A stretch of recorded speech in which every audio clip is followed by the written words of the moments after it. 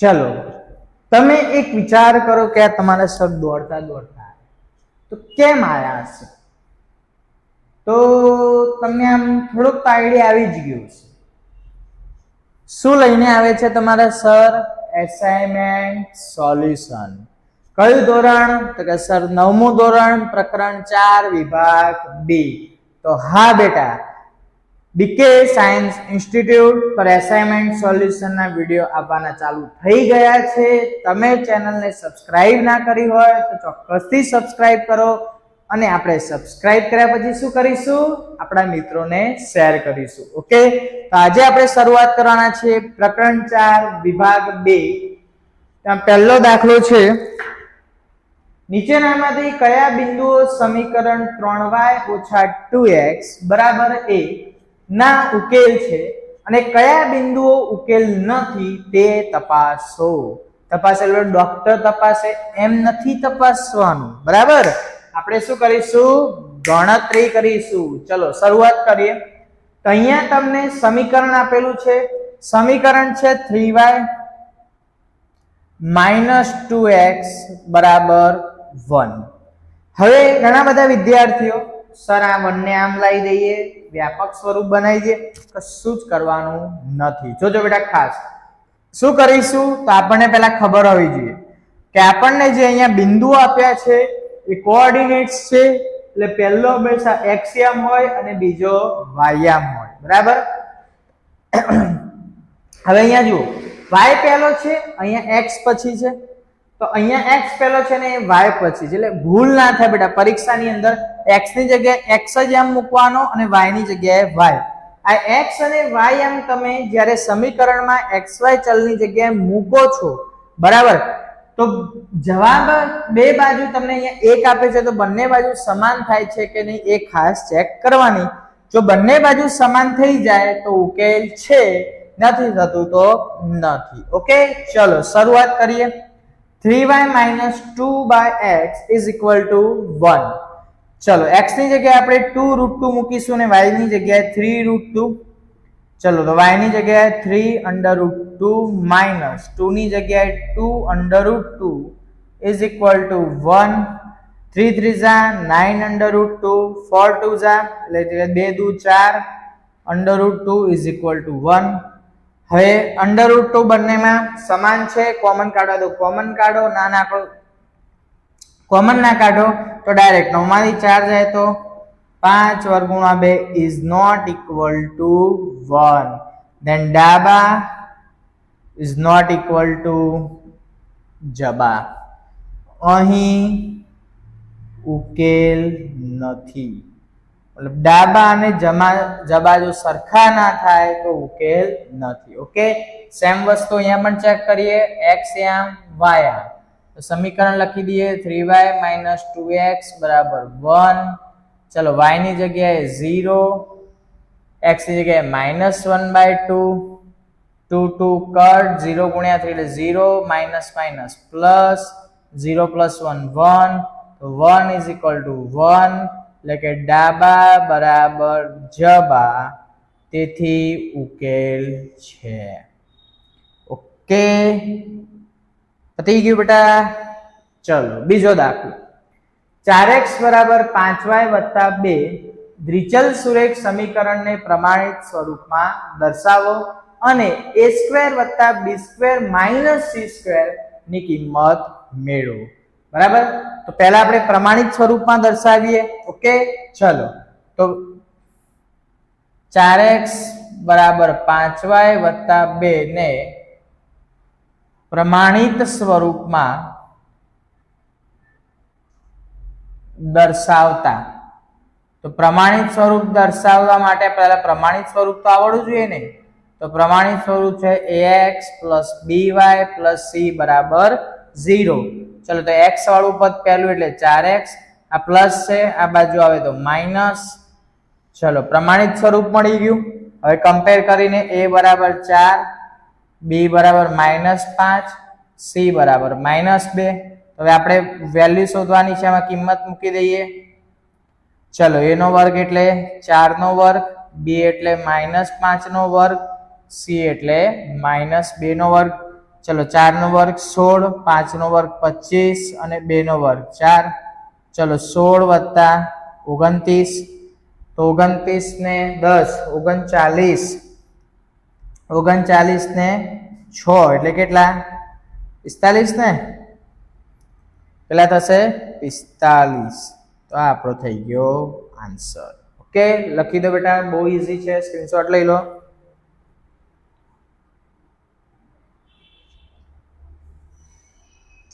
Sorry બેટા, એક mistake થઈ નાનકડી, અહીંયા માઇનસ છે. Okay okay okay okay, minus છે એટલે -4 થશે, એટલે 25 માંથી 4 જશે એટલે અહીંયા 21 આવશે ને 21 ને 16 એટલે 37.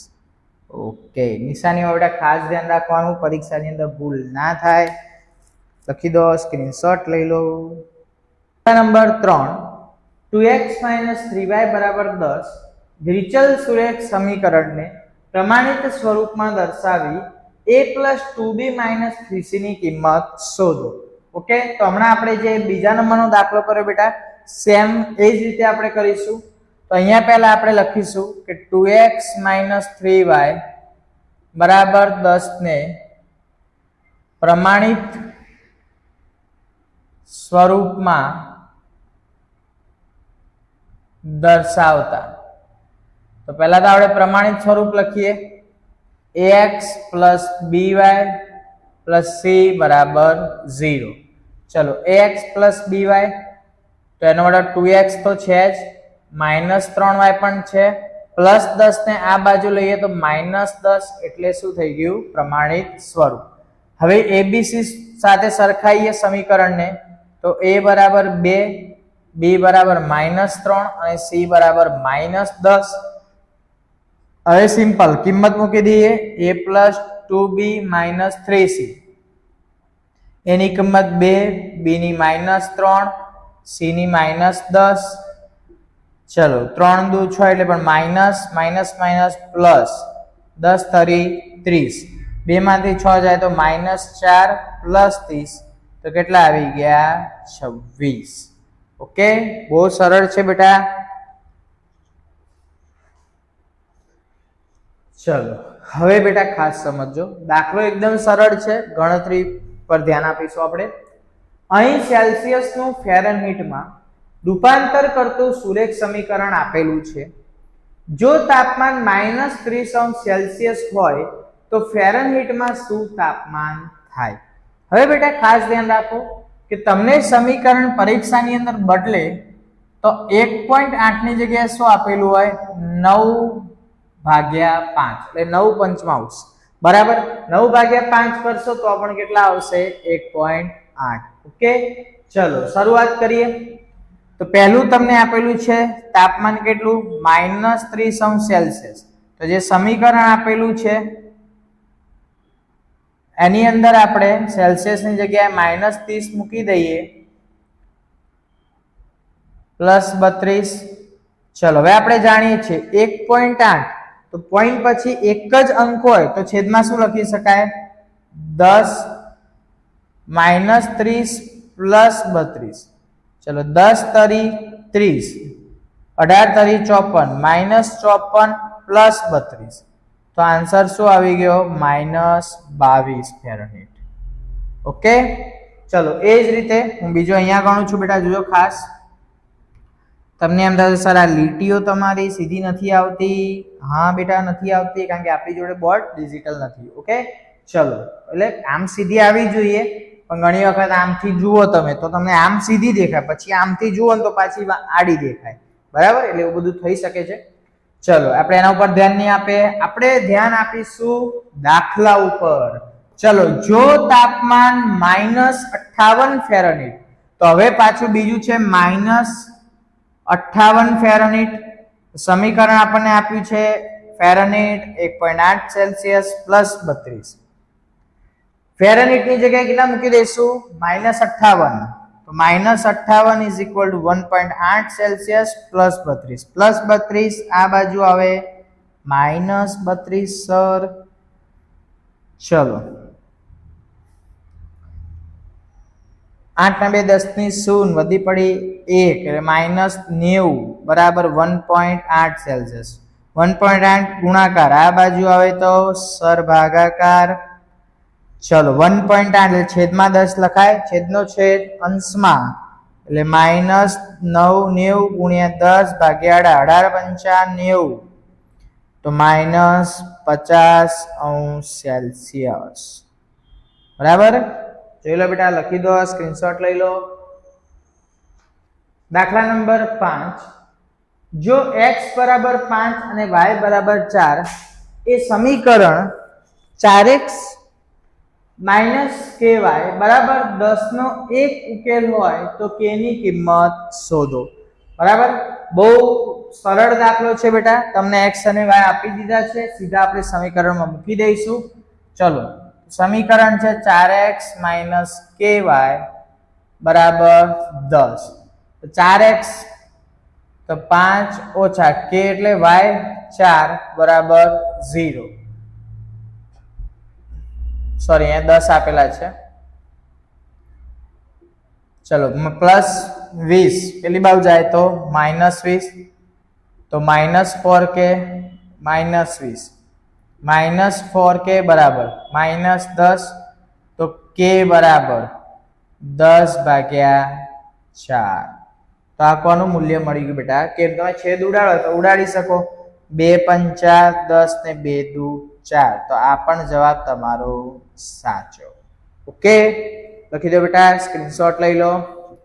તો અહીંયા આપણે વિભાગ 2 પ્રકરણ 4 પૂરું થયું. જે પણ વિદ્યાર્થીઓને કોઈ પણ દાખલાની અંદર ના સમજણ પડે, ના ખ્યાલ આવે, તો ડિસ્ક્રિપ્શનની અંદર તમને વોટ્સઅપ ગ્રુપની લિંક મળી જશે. ચોક્કસથી એનામાંથી મને વોટ્સઅપ પર મેસેજ કરી શકો છો, તમે કોમેન્ટ કરી શકો છો. બરાબર, અને આ જ ચેનલને, આ વિડીયો તમારા ફ્રેન્ડ્સને શેર કરવાનું ભૂલતા નહીં. ઓકે, લખી દો બેટા. Okay, thank you.